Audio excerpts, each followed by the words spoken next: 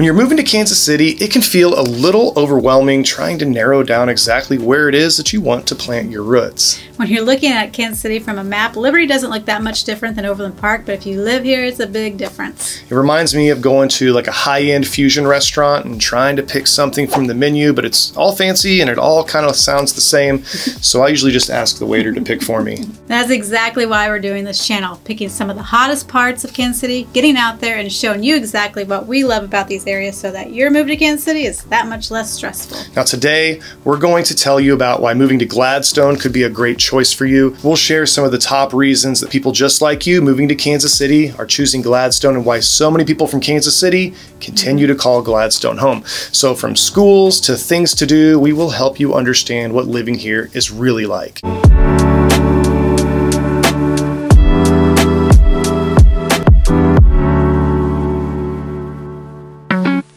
If you're even thinking about moving to or within the Kansas City area, hit that like button, ring that bell so you don't miss any of our videos when they come out. Now, if you're even thinking about moving to Kansas City, go ahead and give us a call, text, whatever's easiest for you. We've helped hundreds of people just like you move to Kansas City, and we'd love to help you too. We get calls all the time from people just like you, so don't hesitate to reach out. That way we can help point you in the right direction as soon as possible. Now, one of the best things about being in Gladstone is that it's centrally located. So if you look at the map, I mean, it's right dead center in the Northland, which means getting to most places in the city is really, really easy. Yeah, you can be at the airport in 15 minutes. You can be downtown in 15 minutes, Liberty in 15 minutes.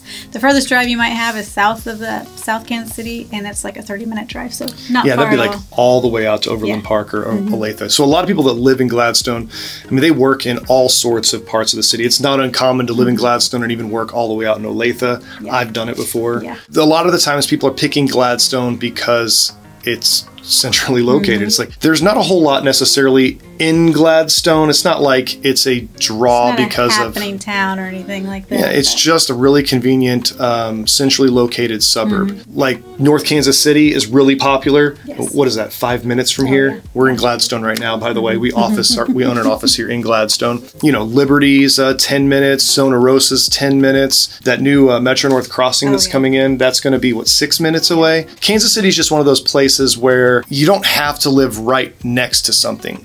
And once you understand that about living here, you can live anywhere. Yeah, you can really live anywhere. Like even so, like you don't want to live downtown, so you pick a suburb. Yeah. So you got suburbs like Gladstone, Lee Summit, Overland Park. Those are like kind of that ring of suburbs. Then you got rural.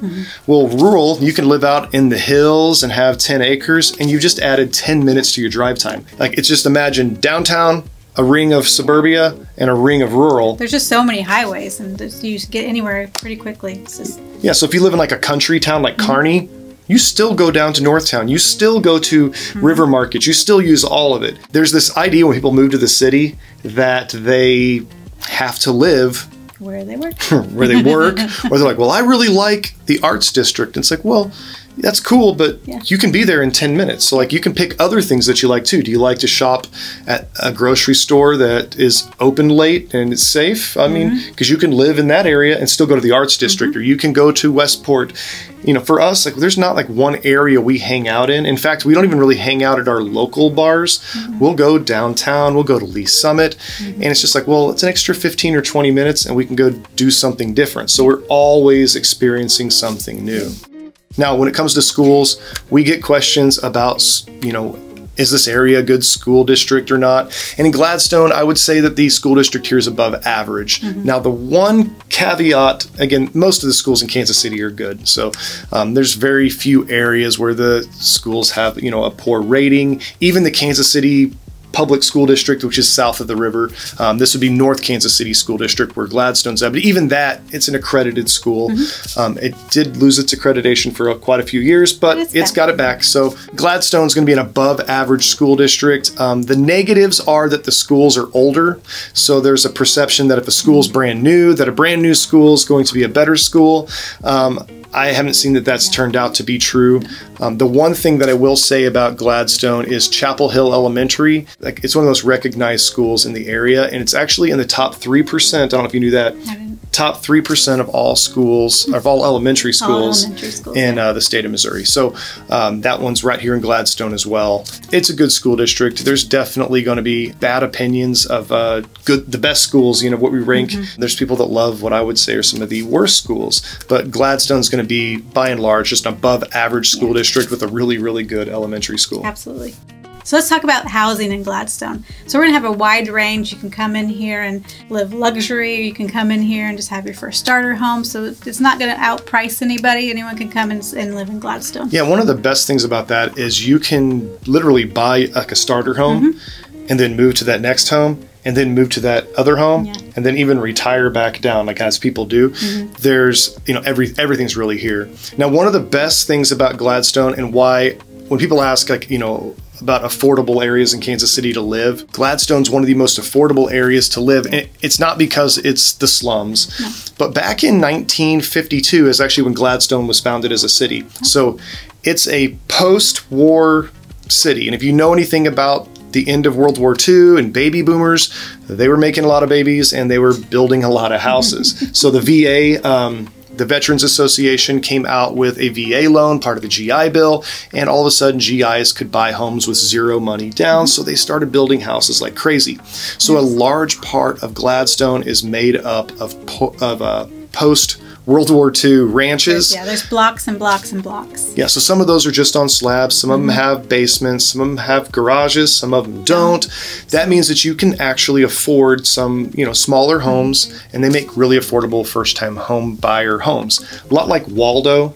If you think about other areas of the city, I would say Waldo is probably the most similar to that urban, or the downtown. I wouldn't really say urban, but the downtown part of Gladstone. Yeah. Now, what about if people wanted to, you know, step up a little bit? What could they do? So there's plenty of neighborhoods that have HOAs that are going to give you, you know, tennis courts, pools, so your kids can go in the summertime, not the winter time. Not swimming in the winter. We don't have heated pools here, and we do have some pretty harsh winters, so they can go in the summertime for those. Maple Park Place is a great neighborhood if you like more of the hills, more of like living in the woods. You're going to have that was like the doctors and lawyers neighborhood when I was a kid. It's still that nice, but it's very prestigious. It's funny how, like, when you get into the higher end homes, they don't have backyards. Those backyards just kind of fall right off. They're almost like built on cliffs. But try to sell a split entry with a backyard that's a cliff. Nobody wants it. But it's funny how that works. But then you can also have that same kind of quality building in Carriage Hills. They're still going to have the HOA. They're going to have the swimming pool, the tennis courts, and they're going to have a better backyard for you. Some of them even have in-ground pools in their backyard. So that's another, if you like high quality homes, Carriage Hills is going to be another one. What about the Woodlands over there? The Woodlands, if you want maintenance provided, they're high quality maintenance provided homes over there in the Woodlands. On the townhome side. Now on the other side, it's a gated community, but they don't really keep the gate closed anymore. But it's got that gated community look. We see that a lot of times. They build a gated community, and then even the National, they don't keep anybody guarding it anymore. It gets expensive to hire a guard. But it's one of those neighborhoods that had that gated entry, and if you pull in and go to the left, they've got a lot of executive homes back in there. Some of my favorite. They don't come up very often, but those are some of my favorite to show.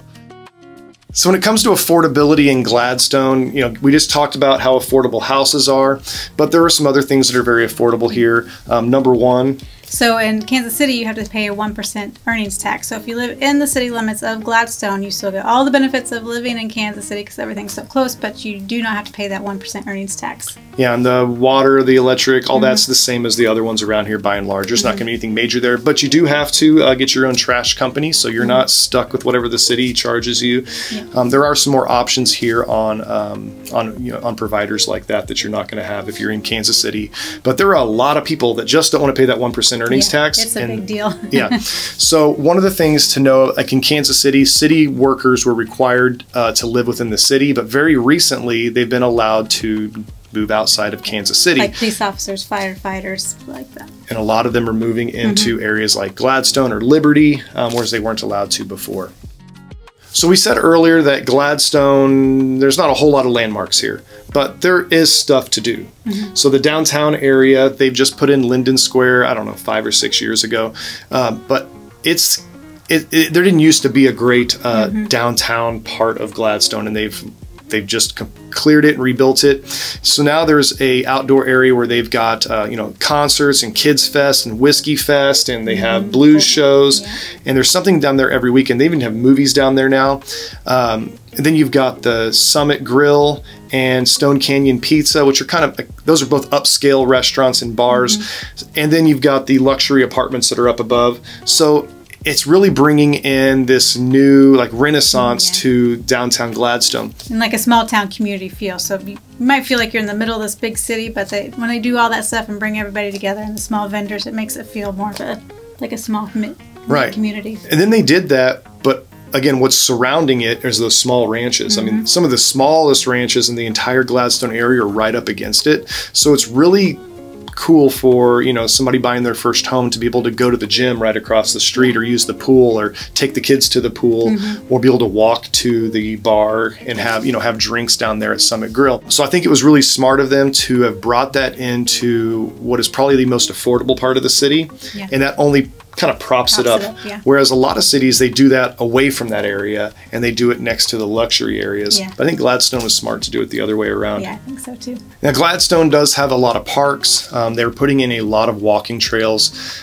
So it keeps getting better and better. But they have one of the largest parks departments of any of the suburbs around here. So most of the parks are going to be like Oak Grove Park is going to have tons of big oak trees, and they do theater in the park there. Every year they do it twice, 2 different shows a year.